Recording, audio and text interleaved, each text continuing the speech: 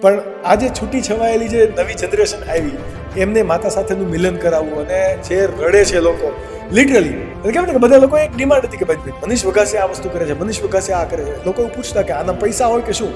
2016 મેં પહેલો પ્રયોગ કરેલો. મેં રવિન્દ્રનાથ ટાગોરની એક પુસ્તિકા વાંચેલી કે જેમાં મનના ખોલે મૂણાણ તો મળે નવી દુનિયા.